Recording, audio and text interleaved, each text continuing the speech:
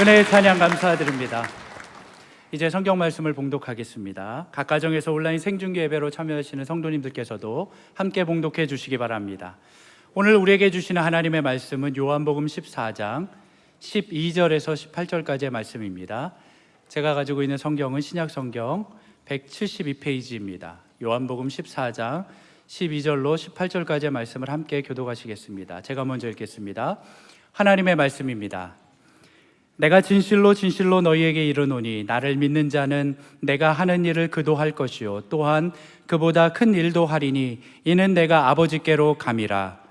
너희가 내 이름으로 무엇을 구하든지 내가 행하리니 이는 아버지로 하여금 아들로 말미암아 영광을 받으시게 하려 함이라. 내 이름으로 무엇이든지 내게 구하면 내가 행하리라. 너희가 나를 사랑하면 나의 계명을 지키리라. 내가 아버지께 구하겠으니 그가 또 다른 보혜사를 너희에게 주사 영원토록 너희와 함께 있게 하리니 그는 진리의 영이라. 세상은 능히 그를 받지 못하나니 이는 그를 보지도 못하고 알지도 못함이라. 그러나 너희는 그를 아나니 그는 너희와 함께 거하시며 또 너희 속에 계시겠습니다. 18절 함께 읽겠습니다. 내가 너희를 고아와 같이 버려두지 아니하고 너희에게로 오리라. 아멘. 오늘 같은 주일은 우리 부족함을 좀 돌아보고 또 말씀을 통하여 주님의 깊은 심정을 깨닫는 소중한 오늘 예배가 되기를 간절히 바랍니다. 전대미문의 코로나 이후에 이 한국 교회에 뭔가 비집고 들어온 게 있어요. 그게 좀 회의주의, 제대로 되겠나? 영적인 패배주의, 또 비관주의, 또 냉소주의, 이게 참으로 안타까워요. 물론 이것이 코로나 시기에 우리 현장 예배가 좀 많이 어려워져 가지고 그것 때문에 많은 교회들이 실제적으로 이전 상태로 회복되지 못해서 그렇기도 하지만 언제부터인가 교회 내에 교회의 미래를 좀 이렇게 어렵게 보는 시각들이 있다는 것입니다. 그래서 저는 이 마귀가 던져놓은 이 회의주의와 패배주의의 이 올무와 덫을 부서뜨리는 철장 권세의 능력을 회복하기를 바라는 것이에요. 그래서 다시 한번 한국교회 미래를 향하여 말씀을 통해 우리에게 깨닫게 하시는 어떤 소망의 역사를 저와 여러분이 선포하고 집필할 수 있으면 좋겠어요.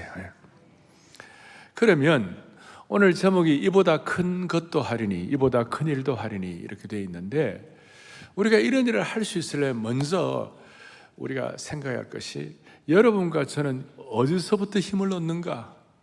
어떤 사람들은 정보가 힘이라고 그래. 남보다 많이 이렇게 인포메이션 많이 아는 거. 어떤 사람은 관계가 힘이고 뭐 위치가 힘일 수도 있는데, 그리스도인들은 어디서부터 힘을 얻는가? 오늘 저와 여러분이 또 우리 교회가 어디서부터 힘을 얻어야 할 것인가? 아니 지금까지 어디서부터 힘을 얻고 있는가? 오늘 16절에 보니까 뭐라고 나와 있습니까? 자, 내가 아버지께 구하겠으니 그가 또 다른 보혜사를 너에게 주겠다. 쉽게 말하면 또 다른 보혜사는, 본래 오리지널 보혜사는 예수 그리스도입니다. 맞습니까? 주님 이 땅에 공생에 계시는 동안에 우리와 함께 계시고 제자들을 섬기시고 훈련하시고 또 치유하시고 회복시키시고 죽은 자를 살리시고 우리와 함께 거하시는데, 그 오리지널 보혜사죠. 보혜사란 말은 우리를 돕는 분, 우리와 함께 하시 돕는 분. 그런데 또 다른 보혜사, another helper, 오리지널 보혜사는 예수 그리스도이신데, 예수님께서 내가 이제 성천하겠다, 성천하고 난 다음 너희들에게 또 다른 보혜사를 주겠다, 그리고 또 다른 보혜사를 주면 그 다음에 뭐가 나오냐면 영원토록 너희와 어떻게 한다고요? 함께 있게 하겠다. 자, 오늘 이것이 요한복음은 정말 신비한 말씀인데, 이 말씀이 여러분들의 것으로 확인되기를 바라는 것이에요.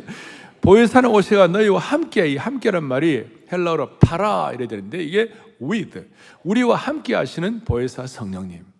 그리고 함께만 있는 것이 아니라 17절에 보니까 너희와 함께 거하시고 그 다음에 너희 뭐에 속에 거하시겠다. 헬라어로 n이라고 되어 있는데 영어로는 in이에요. 우리와 with, 우리와 함께 계시고 우리 속에 거하시는 것이에요. 그리고 우리와 함께 계시고 우리 속에 계시면서 뭐 하시냐? 바울이 이걸 깨닫고 난 다음에 고린도후서 3장에 보면 우리와 함께 거하시는 성령 하나님께서 우리와 함께 뭐 하시는가? 먼저 고린도서 3장 6절에 보니까 주의 영은 우리를 뭐 한다고요? 살리는 영이다. 살리는 영이다. 참 이거 소중한 거예요. 절망 중이라도 비참한 상황이라도 인생길에서 넘어져 죽게 되었을 때 성령님과 접촉하고 교통하는 사람들마다 성령님의 빛을 받아 새롭게 되고 힘이 생겨서 다시 살아나는 것이에요. 소위 살리는 힘. 또 성령님은 아까 고린도서 3장 살리고 그 다음에 뒤에 17절에 뭐라 나오냐면 이렇게 나와 있습니다. 주의 영이 계신 곳에는 뭐가 있느니라? 자유가 있느니라. 자유케 되는 영. 억눌리고 침체되어 있는 일들이, 우울하고 피곤하게 되는 일들이, 그런 일들이 보혜사 성령께서 우리 속에 계실 때 심지어 중독된 상황에서도 우리를 자유케 하시는 은혜를 찬양합니다. 이걸 이제 결정적으로 살리는 영, 자유케 하는 영, 이걸 결정적으로 아주 강력하게, 아주 심도 있게 바울 사도는 로마서 8장 11절 우리가 암송하는 것인데 다 함께 우리 보겠습니다. 너희 안에 거하시는 그의 영으로 말미암아.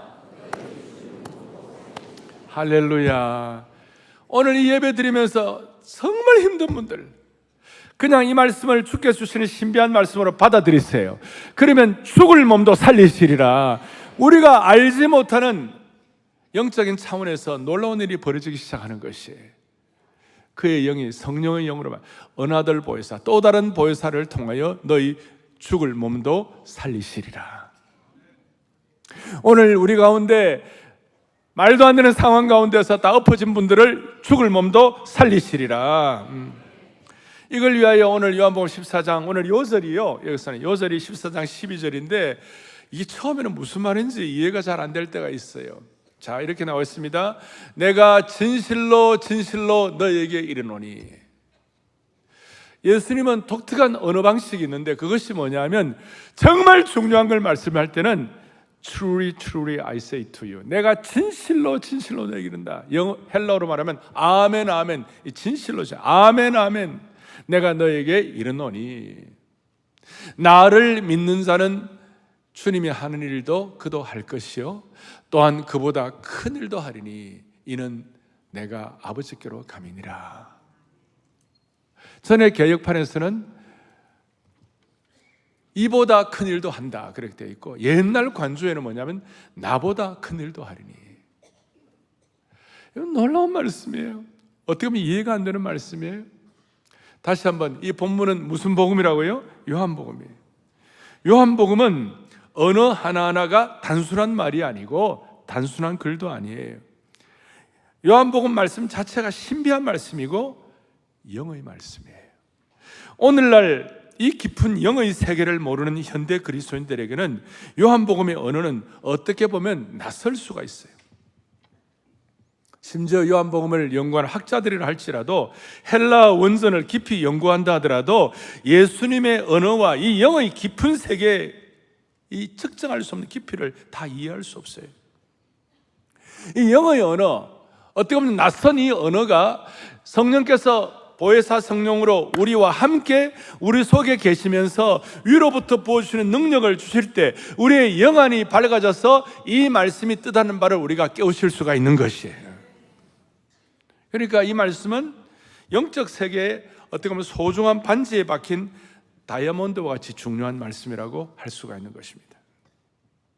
이렇게 이 말씀을 들으면 우리 입장에서 야 내가 뭐 이거 할 수 있냐? 내가 주님보다 더 큰 일을 할 수 있냐? 이런 질문을 많이 하는데 그게 핵심이 아니에요. 이 질문의 핵심은 뭐냐? 내가 큰 일을 할 수 있느냐 안 할 수 있느냐 이게 핵심이 아니고 주의 영이 우리와 함께 하시면 주님보다 큰 일을 할 수 있느냐 없냐 그게 키라는 게 되는 것이. 여러분들이 못 알아들어갖고 아직까지 무슨 말인지. 사실 어떻게 보면 우리가 어떻게 주님보다 큰 일을 할 수 있습니까? 황망하고도 황송한 말씀이죠. 기가 막힌 말씀이죠. 그런데 이 말씀이 영의 말씀으로 신비한 세계의 언어의 세계의 말씀으로 오늘 다 상황을 우리가 다 설명할 수 없지만 하나님께서 하늘문을 여시고 여러분들 각자에게 꼭 필요한 말씀으로 다가오게 될 때에 이 말씀이 현실 가운데서 우리 가운데 있는 회의주의와 패배주의와 비관주의와 냉소주의에 젖어 있는 어떤 우리 상황과 한국교회 앞에 이 말씀이 폭탄이 되는 말씀이 될 수가 있는 것이, 강력한 선포가 될 수 있는 것이. 그러니까 내가 일을 한다 못한다 하는 그것이 아니라 이 말씀이 성령께서 여러분들을 깨닫게 하여 주셔서 주의 영이 우리 속에 우리와 함께 위로부터 부어주실 때, 성령이 하시는 세 가지거든요. 우리와 함께 계시고 우리 속에 계시고 위로부터 부어주시고, 이렇게 될 때에 우리가 상상도 못할 삶의 차원이 펼쳐지게 되는 겁니다. 그럼 좀 더 구체적으로 이 주님보다 더 큰일 한다는 게 도대체 무슨 말인가? 세 가지가 있는데요. 첫째는 사역의 규모와 기간을 가지고 볼 때, 두 번째로는 사역의 대상을 볼 때, 세 번째로는 사역의 방식을 볼 때. 예를 들어서 사역의 규모와 기간을 얘기한다면, 예수님의 이 땅에서의 지상 사역은 유대나라와 그 근처에서 사역하셨죠. 그런데 우리는 예루살렘과 온 유대와 땅끝까지 전 세계적으로 사역하는 시기가 되었잖아요. 5대양 6대주로 복음을 전하는 것입니다. 마가복음 16장에서 얘기한 것처럼 온 천하에 다니며 복음을 전하라는 것입니다. 그리고 주님은 33년간 공생에 3년 반 공생에 하셨지만 우리는 더 많은 시간들 70년, 80년, 100살까지 주님이 재림하실 때까지 일할 수 있는 것이에요. 사역의 규모와 범위 가운데서. 둘째로 사역의 대상은, 예수님은 제자들을 키우시는데 또 그 당시에 예수님의 말씀을 듣는 그 팔레스타인 지역의 사람들, 거기에 국한되었지만 오늘날 우리는 훨씬 더 많은 사람들에게 사역을 할 수 있는 것이. 나중에 사도 베드로는 수천 명을 한꺼번에 회심하는 역사를 감당하게 하여 주시고, 빌리그레암 목사님 같은 경우는 50만 명, 100만 명에게 복음을 전하게 했을 때 수만 명이 한꺼번에 돌아오는 역사가 일어나는 거예요. 그러니까 사역의 대상이 달라지는 거예요. 그리고 한 부류만이 아니라 노예부터 시작해가지고 왕과 총독까지에게도 복음을 전하는 것이. 우리나라만 하더라도 사역의 범위와 사역의 대상 가운데 우리나라만 하더라도 수천 년 내려오는 민족 종교를 100년 만에 바꿀 수 있는 이 놀라운 일들이 벌어지게 된 거예요. 전 세계에 이런 케이스가 별로 없잖아요. 그리고 사역의 방식에 있어갖고 예수님 시대의 사역의 방식은 그저 이렇게 전달을 해야 되고, 또 그 당시엔 도로와 파발마 정도였는데 지금은 뭡니까? 인터넷이 있고 SNS가 있고 우리가 스마트폰을 다 갖고 다니니까 사역의 방식이 완전히 시대가 달라진 것이에요.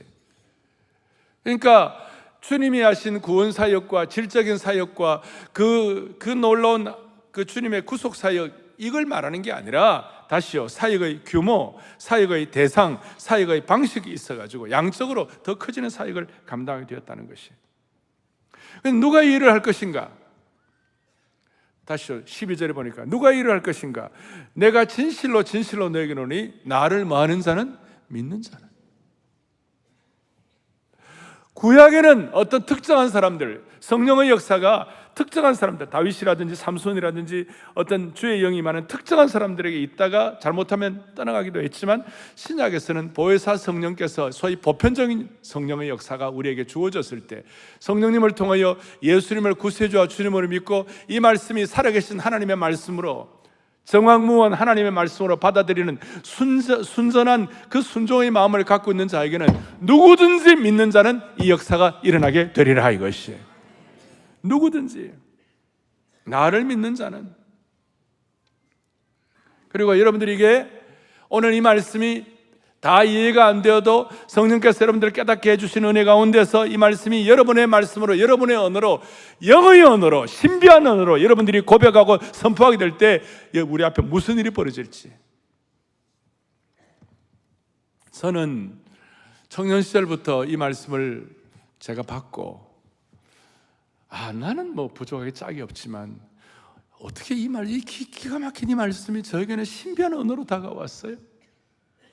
그리고 이 말씀을 제가 그대로 받고, 이 말씀을 주장하고, 이 말씀을 붙잡고, 이 말씀 앞에 무릎 꿇을 때에 삶의 수많은 파도들을 극복할 수가 있었어요.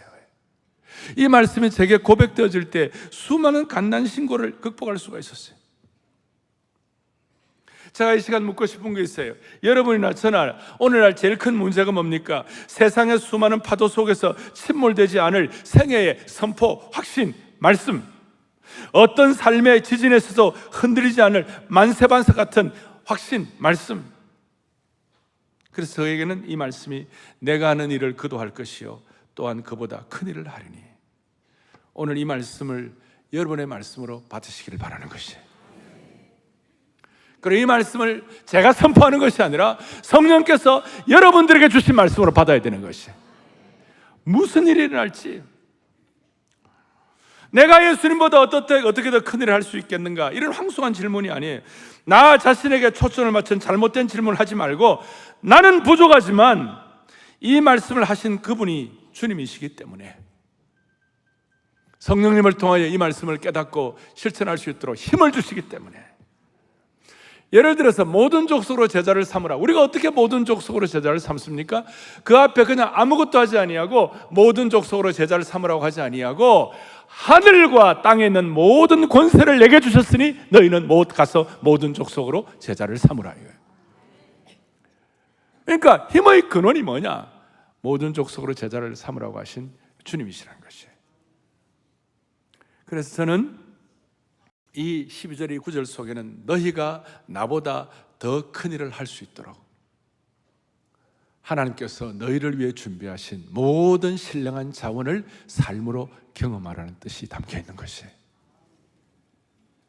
다시요, 너희가 나보다 큰 일을 할 수 있도록 하나님께서 너희를 위해 성령님을 통해 준비하신 모든 신령한 자원을 삶으로 지금 체험하라, 그 말이에요. 다른 말로 하면, 여러분 지금까지 생애를 살아오면서 내가 목숨을 걸 만한 일, 지금까지 살아오면서 하나님께서 준비하신 신령한 자원인 보혜사 성령과 기도의 능력을 우리가 한 번도 사용하지 못하고 적당하게 평생 사는 가운데 적당하게 물에 물 탄 듯 무례감을 가지고 살았다면 그거는 너무나 안타깝다. 안타깝다는 뜻이. 제가 말씀드렸죠? 지난번에 우리의 삶에 왜 기적이 일어나지 않는가? 성경에 나타날 모든 기적은 생명과 복음의 역사에 연결될 때 기적이 일어난 줄로 믿습니다. 그는 오늘날 우리 오늘 주님보다 더 큰일 한다는 이 영광스러운 놀라운 말씀을 우리가 받았을 때 이걸 우리가 왜 체험하지 못하는가? 하나님이 이미 우리에게 이 신령한 자원을 다 주셨는데 여기에 대해서 우리가 신령한 눈이 열리지 못하고, 아니 이 말씀을 가지고 죽자 사자 어떤 삶의 파도와 고난 앞에서도 한결같이 이걸 지켜나가는 힘이 없으니까, 예수님보다 큰일을 하겠다는 마음의 소망을 가지고 우리가 아무것도 아니지만 그래도 주님이 주신 이 말씀을 그대로 믿고 성령님을 통하여 이걸 내가 한번 해봐야 되겠다는 이런 마음의 자세가 약하니까 기적이 일어나지 않는 것이에요. 제가 무슨 적극적으로 누구 힘내라 이런 뜻이 아니에요. 그건 인간이 하는 거고, 무슨 긍정적, 이건 인간이 하는 거고, 우리는 우리가 하는 게 아니라 성령께서 주시는 사명과 신비한 영적인 언어를 우리가 깨달아서 거기에 마음을 모으는 것이에요. 그래서 이런 뜻이에요. 자, 이 말씀을 준비하다가 왜 사람들이 주님보다 더 큰일 한다, 이보다 더 큰일 한다, 그보다 더 큰일 한다, 여기에 마음이 탁 접목이 되어가지고 가슴이 뛰지 않을까? 신앙생활도 왜 물에 물 탄 듯 무력할까? 왜 한국교회는 현대미문의 코로나 이후의 가운데서 회의주의와 비관주의와 패배주의와 냉소주의가 이렇게 만연할까? 신앙생활을 적당히 하나님께서 우리에게 이 놀랍고 영광스러운 큰일을 허락해 주셨는데 이걸 왜 내 것으로 삼지 못할까? 그러면서 제가 열왕기하 13장을 읽다가 이게 안 됐구나. 열왕기 13장 18절에 이런 말씀이 있어요. 무슨 말씀이 있냐면 같이 한번 읽어보겠습니다. 화살들을 집으소서. 그 집음에 엘리사가 또 이스라엘 왕에 이르되 땅을 치소서 하는지라 이에 3번 치고 그친지라.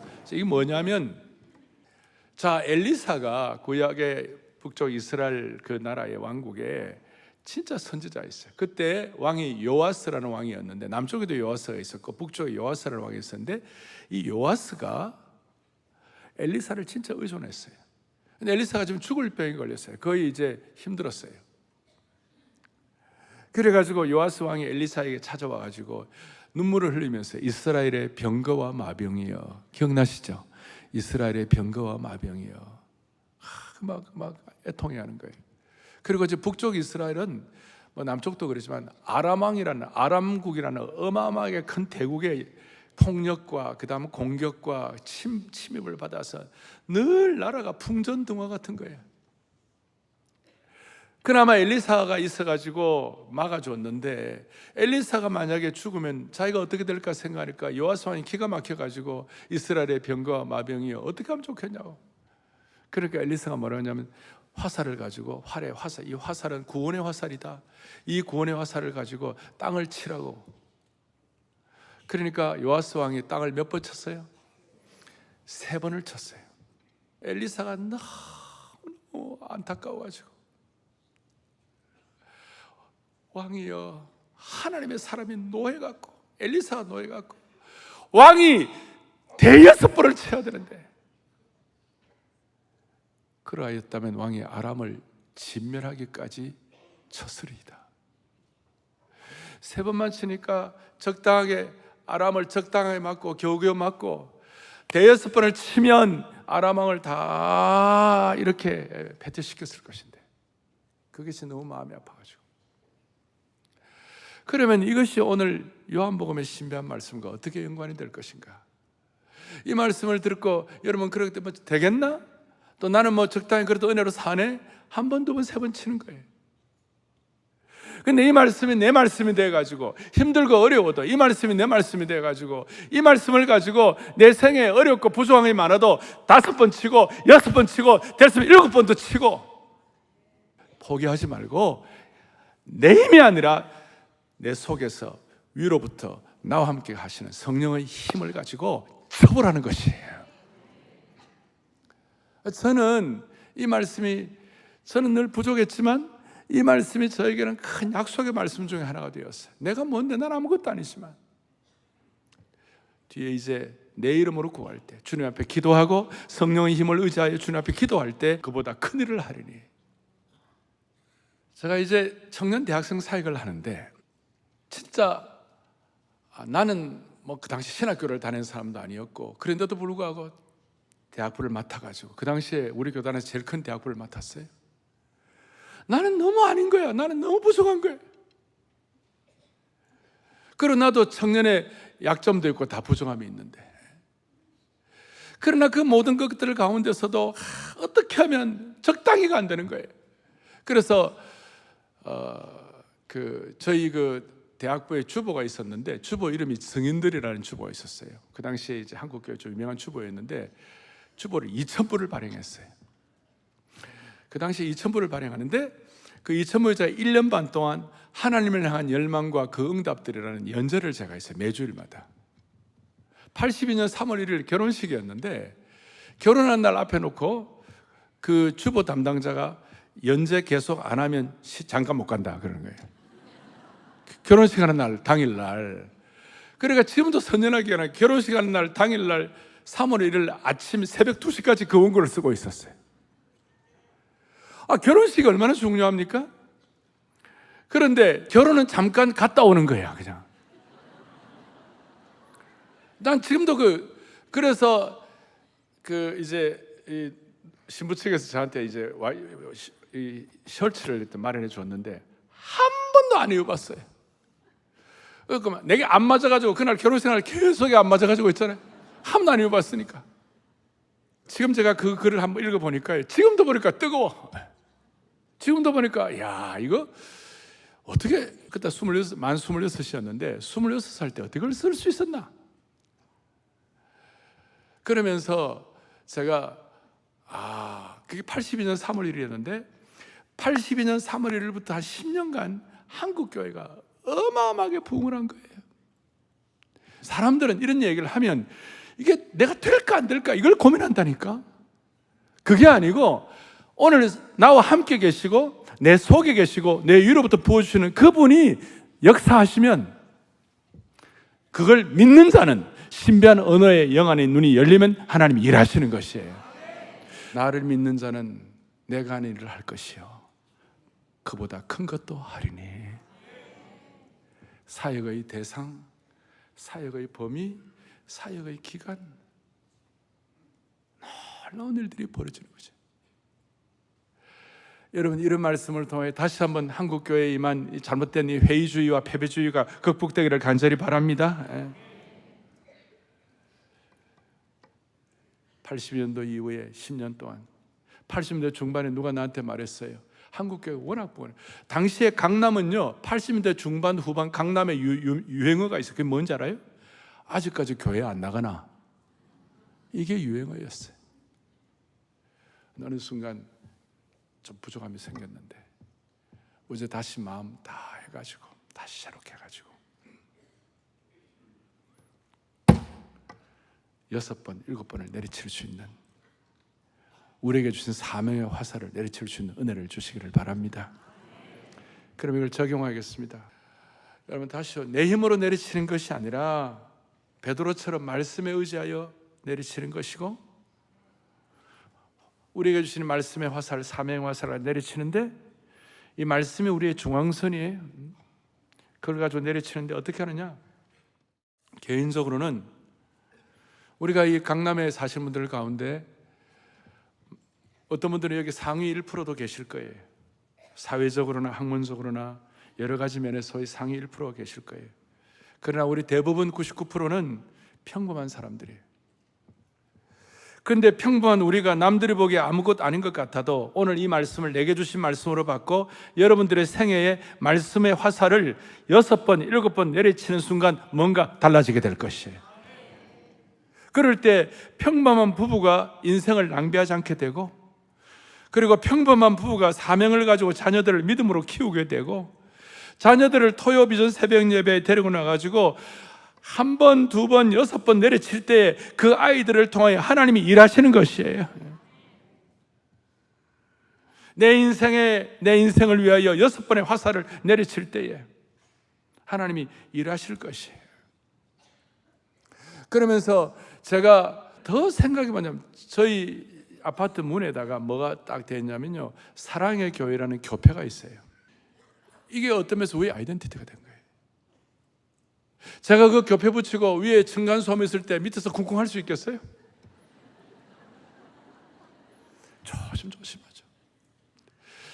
그래서 저는 하나의 어떤 상징이에요. 너희가 나를 믿는 자는 성령님이 함께 계시고 우리 속에 계시고 위로부터 부어주실 때, 이걸 믿을 때에, 그리고 청년 시절에 질풍노도 같은 시대에 아무것도 아니지만 그러나 이 말씀 붙잡고 그 모든 과정들을 겪었다 할 때에, 한국교회 처음에 아무것도 아니었지만 하나님이 10년, 20년 동안 역사하는 그런 현장이 있었다고 말할진데, 마음의 소원을 가지고, 내가 볼 때 우리 교회 교우들 가운데 대부분은 사랑의 교회 교표 붙이고 있는 걸로 제가 알고 있습니다만은, 또 뭐 상황이 안 돼가지고 못 붙인 분도 있고 이사가고 못 붙인 분도 많이 있을 거예요. 오늘부터 교표 붙이세요. 제가 밖에다가 많이 준비해 놓았어요. 나가실 때 하나씩 다 갖고 나가시라고. 이게 그럼 교표를 어떻게 붙이는지 모르는 분들이 떼가지고 붙이면 돼요. 이렇게. 이게 여러분들에게 굉장한 아이덴티티를 갖게 할 거예요. 단순한 사랑의 교회의 문제가 아니에요. 한국교회 성도로서의 자긍심과 여러분들이 갖는 정체성의 문제예요. 나보다 큰일을 하리니 어떤 경우에도 이 사명을 놓치지 않겠다는 그런 마음의 자세를 가지고, 아마 여러분 오늘 제 말씀 듣고 순전하게 여러분들 그걸 적용하면서 교회 없는 분들 들고 나가지고 집에다가 붙일 때 그게 아무것도 아닌 것 같지만 여러분들을 변화시킬 거예요. 한국교회 그리스도인들이 좀 이렇게 야성이 약해졌어요. 이런 일들을 통하여 다시 회복되기를 간절히 바랍니다. 이런 은혜를 받으면 우겨쌈을 당해도 낙심하지 아니하고, 거꾸로뜨림을 당해도 망하지 아니하고, 웬만한 사람들은 쓰러지지만 예수님보다 더 큰 일을 할 수 있다는 말씀을 붙잡고 부흥에 대한 희망을 갖고 있으면 쓰러지지 않는 것이에요. 남이 알아주든 안 알아주든 묵묵하게 주님 앞에 헌신하고 섬기고 아이들 제대로 키우고 하나님께서 그 인생을 책임져 주시는 그런 대상이 되는 것입니다.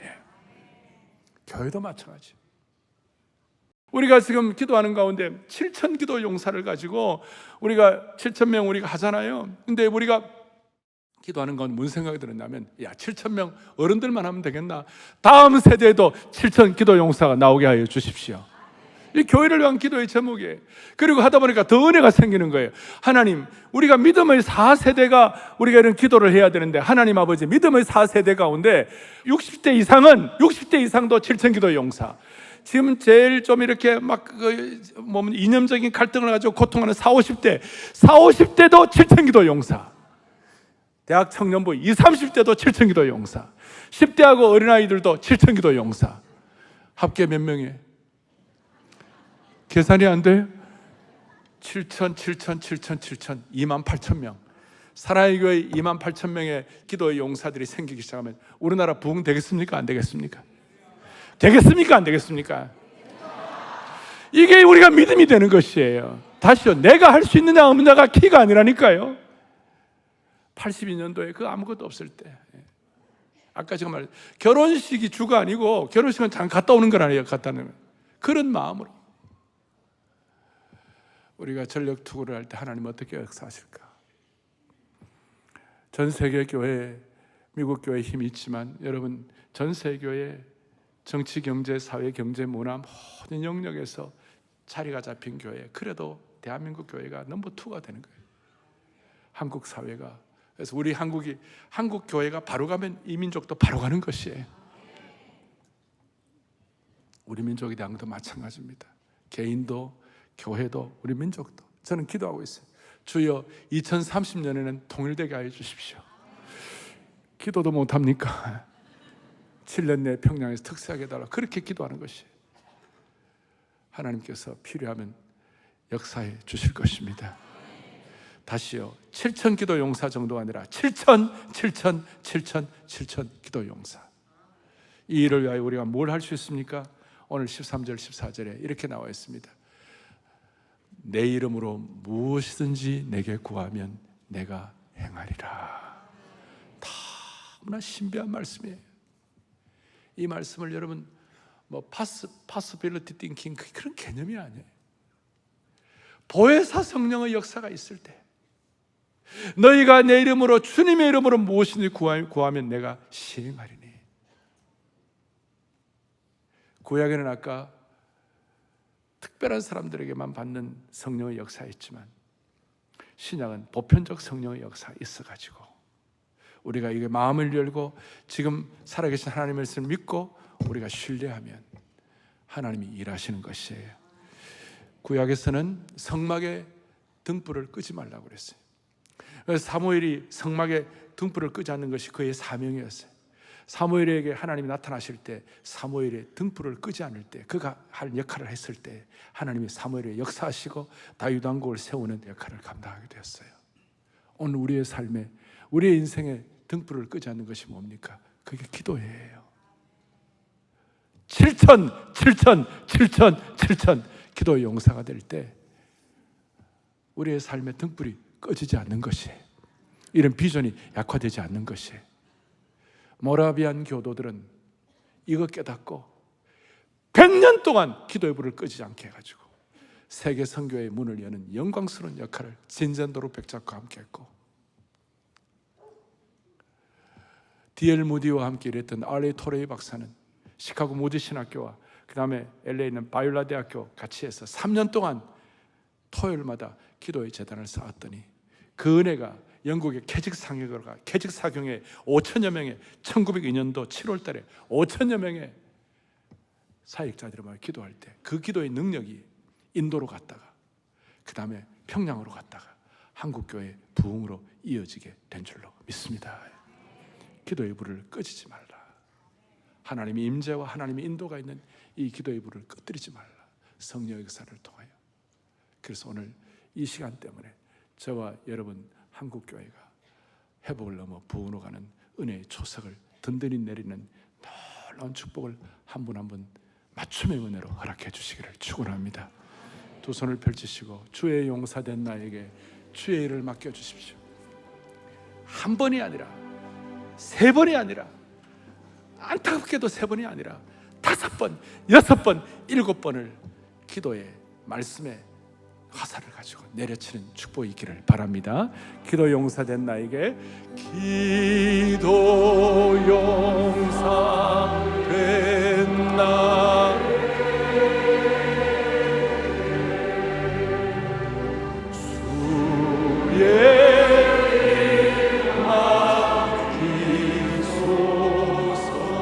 수의 용사된 나에게 수의 용사된 나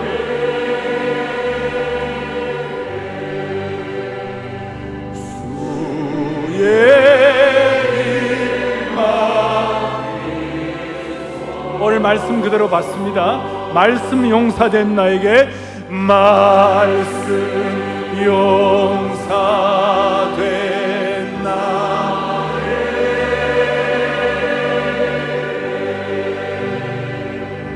주의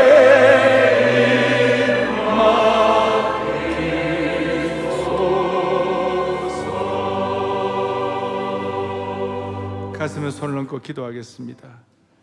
자비로우신 하나님 아버지, 위로부터 부어주시는 보혜사 성령이 우리의 참된 힘이 되게 해 주신 줄로 믿습니다.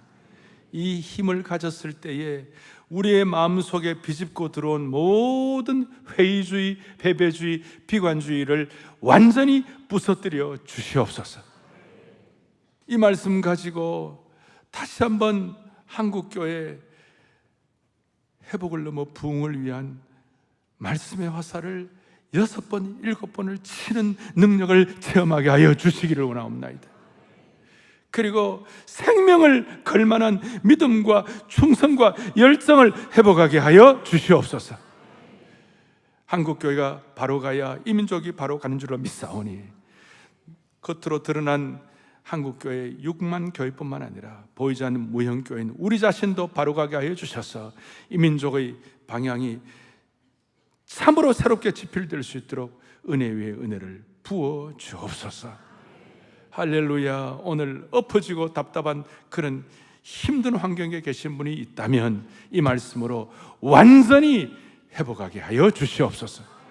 예수 그리스도 이름 받들어 간절히 기도 올리옵나이다. 아멘.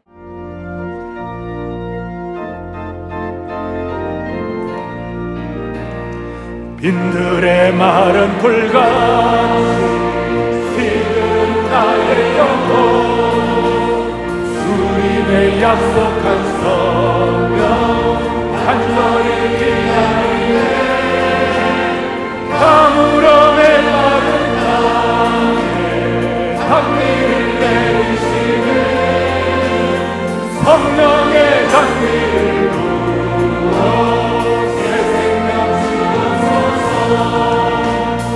반가워